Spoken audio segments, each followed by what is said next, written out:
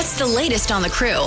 Let's go inside the clubhouse with Drew Wagner of Forbes Sports on Wisconsin Sports Daily. Served up by Wendy's on 1250 AM and 105.7 FM The Fan. Inside the Clubhouse is brought to you by Focus Baseball. Sign your kids up now for July open tryouts at focusbaseball.com. Ages 6 to 17. All right, there he is. Andrew Wagner joins us. Now follow him on Twitter at @ByAndrewWagner. Check out focusbaseball.com today. They have fall camps coming up as well that you can get your kids involved in. Whether you're a pitcher, a catcher, a hitter, or whatever the case may be, sign them up for their fall camps today. You don't even have to be a part of Focus Baseball. You can still sign your kids up to get some extra coaching in the fall. Highly would recommend that one. Mr. Wagner, let's talk a little bit about the starting pitcher for tonight, as that player was named. Who is the starting pitcher, Brewers Reds, tonight? This minor league guy, name is Mizorowski or something like that. I've heard he's, pretty hard thrower. So, yeah, interesting to see what this kid can do. He might have a future in the game. He might. Yeah, he might. The Mizorowski guy could be pretty good. We're joking, of course. It's Mizorowski. But this is the thing with him coming back. Did you think that they might send him on a rehab outing coming off of this comebacker that put him on the IL? I'm not all that surprised they chose not to do it. I mean, I think there was a chance. Had there not been the injury to Henderson, had you not used Toby Myers in relief yesterday, on Wednesday, I think maybe there's a chance they send him out. That's because you can manage it a little bit better. Some lower pressure innings, some lower pressure work, that kind of stuff. I would not have been shocked if he would have gone out and done a couple of rehabs. I really wouldn't have. Or at least one, and then bring him back to the Cubs series. Of course. This is the next best thing. Right. Corresponding move to that, the side armor, Grant Anderson, option to AAA Nashville. I think that one makes sense, too, when you look at where we are roster-wise with the pitchers. Yeah, that's really what it comes down to. Listen, Grant Anderson has been a tremendous pickup this year. He has been really good. He's been rock solid out there in the bullpen, pitching in a lot of different roles. He's also pitched a lot.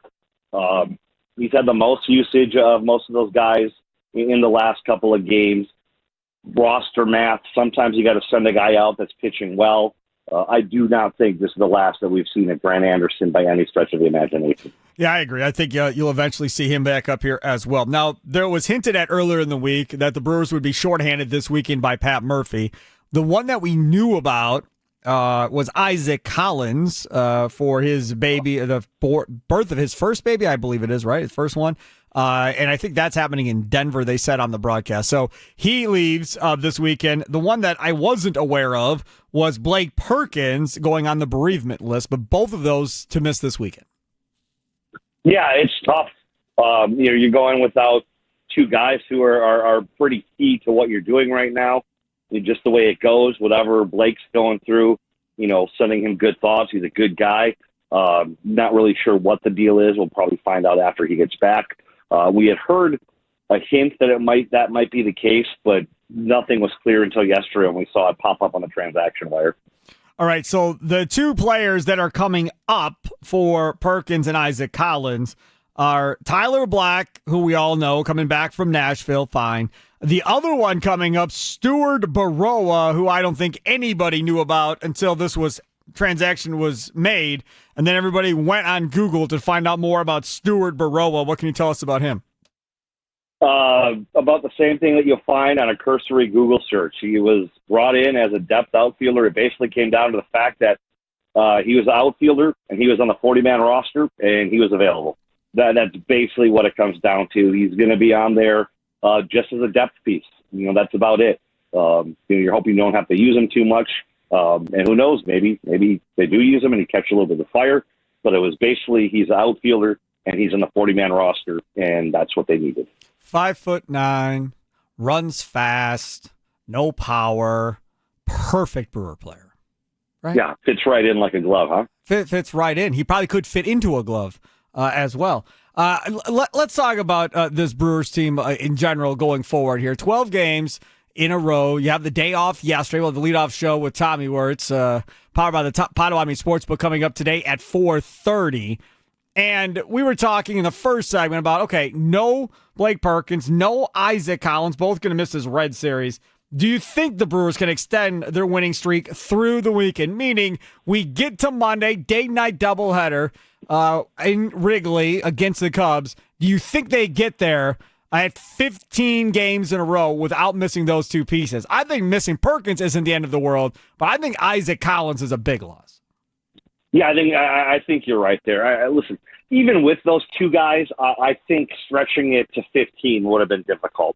The Reds are playing very good baseball right now. They've got some good pitchers going up this weekend. You know, they're right there knocking on the door of playoff contention. It would have been tough to go in and get a sweep with those two guys. But that said, every time that the Brewers seem to take a loss and you kind of mark them out a little bit, you know, everyone that they plugged in has pretty much delivered in one way or another. And the fact that even though those two guys are big contributors, Perk and Collins, it's not overly reliant on those two guys. You know, your main guys are still there, and you've been able to make up for any shortcomings. If a guy's having an off day, other guys have stepped up. So from that aspect, I don't see any reason why they can't keep the streak going. But I do think it's going to be difficult just because, listen, let's face it, this is significantly better competition that they faced for much of this winning streak. Andrew Wagner, Forbes Sports Brewers writer, presented to you by Focus Baseball. Follow him on Twitter by Andrew Wagner as we go inside the clubhouse here. Let's talk somewhat about this situation in this NL Central. Brewers are up by 8 games right now on the Chicago Cubs. Do you have a magic number to which Andrew Wagner says, this one is over, Brewers win this division? If they get this thing to 10, if they get this thing to 12, at what point will you feel comfortable declaring this division race over with the Cubs? I mean, 10 would be a good start. You know, I think if everything breaks in their direction and they somehow go into this big series up 10, I think it's all but locked up. I think the Brewers need to take 3 or 5 this week to really take total control. There's still a lot of time left. I mean, the Cubs are still a pretty good offensive team. They're just slumping right now, and they've got a pretty easy schedule, especially over the next couple of weeks. What I do like about the Brewers' chances is they've kind of made it so this series doesn't matter to them. Regardless of what they do, they're going to walk out of there probably with a lead in the division, unless they get swept all 5 games.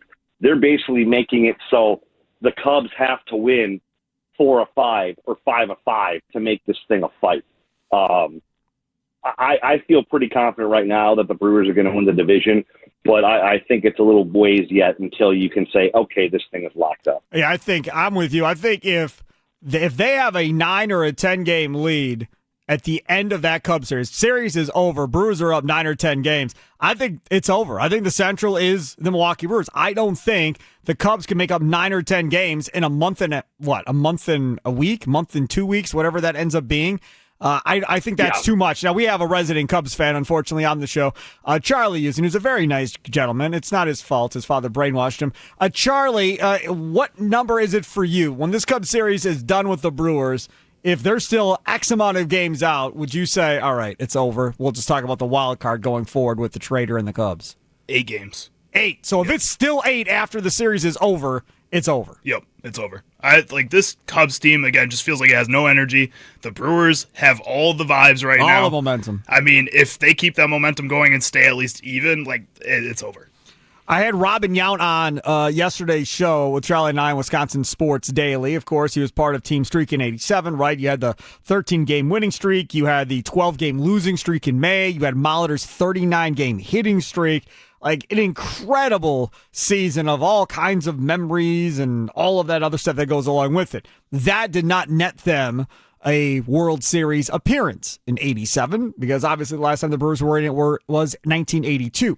As we sit here today, the Brewers have a sizable half-dozen game lead on everybody in baseball with the best record.